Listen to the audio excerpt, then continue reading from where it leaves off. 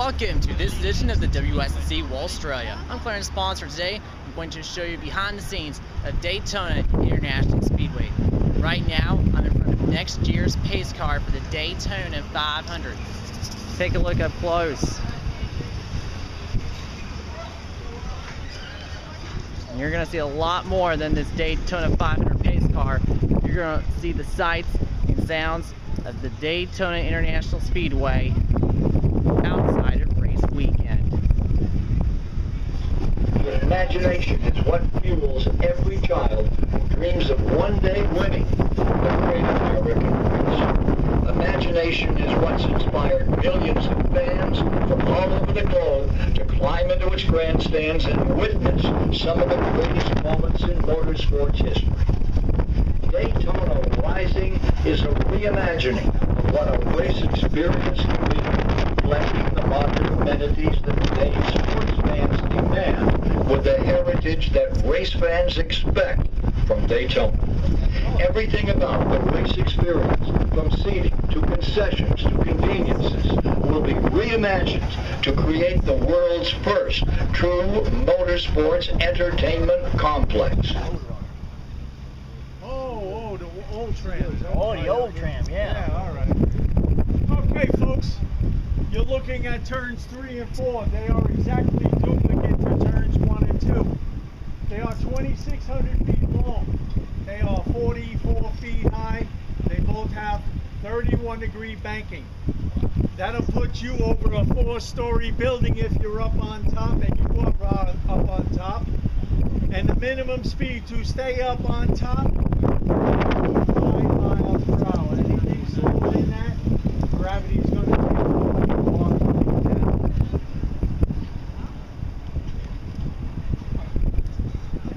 E5. These are one of the original crossover gates.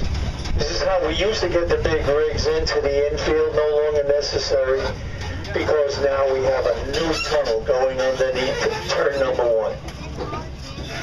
This is part of the chicane. This is part of the road course right here. It was actually built to slow the motorcycles and the sports cars down. They were coming straight down at over 200 miles an hour plus. We had to slow them down, so they have to brake to get in here. And as you can see, the speedway, it ties onto the safer barrier wall to lessen the impact even more so, as a lot of them do miss the turn. Hey, boss, say hello to Frankie in the mower here.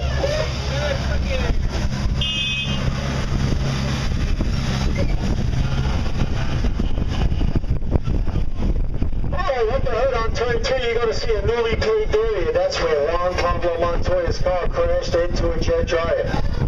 100 gallons of jet fuel, 100 gallons of diesel fuel, all the high-octane racing fuel in the racing car spilled out and exploded.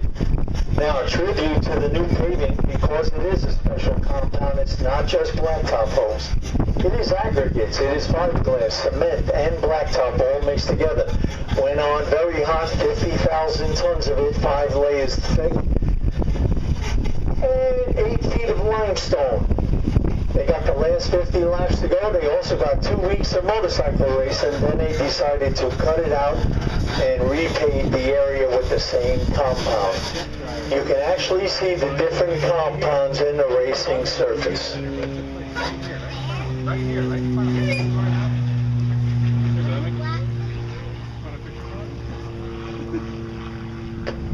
And now, if you look on your left-hand side, you'll see a large grassy area. That is the Geico Caveman Campground Tire Service Center. They also both have 3 technical inspection garages.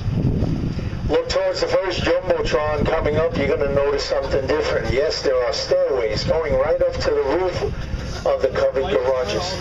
The fans are invited up there. There are benches and venues for food and beverages.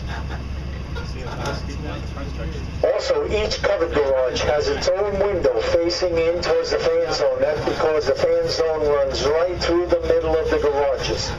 There are 22 garages on each side in the shape of a V.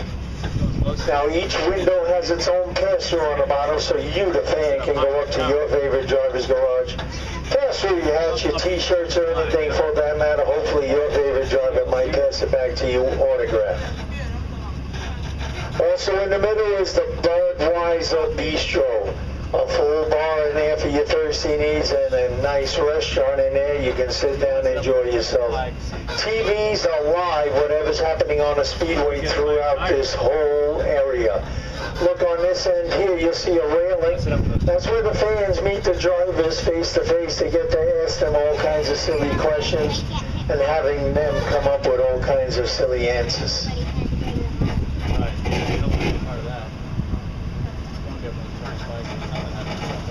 Again, this skid area is actually even more intensified because it heads into pit road. You could be doing 190, 200, crew chief calls you in for fuel and tires. Well, you see the skid marks, that's what happens. Now, we're not allowed on the tri-oval today for whatever reason. So we'll head down pit road. Pit road here at Daytona is 1,600 feet long. 43 car stalls, they're all concrete now. Also, you can see the fans on your left-hand side. The sprint building right here over for a total of 3.56.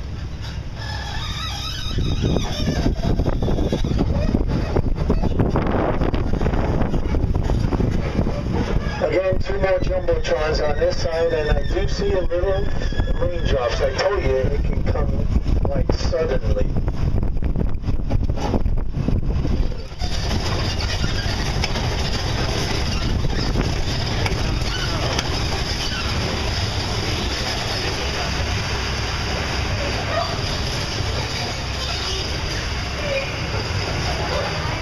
Now, before we leave the tunnel on your left-hand side is a very famous photo, the very first race ever run here.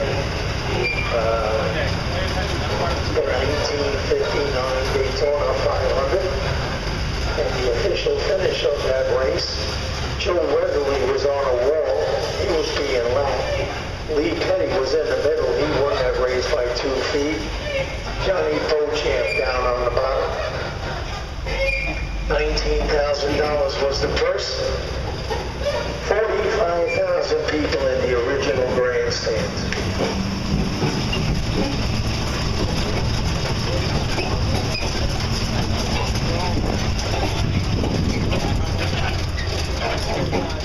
And that concludes this edition of the WSC Wall Australia. Clarence Ponsford saying, have a nice day, or even if it's not time. Bye-bye.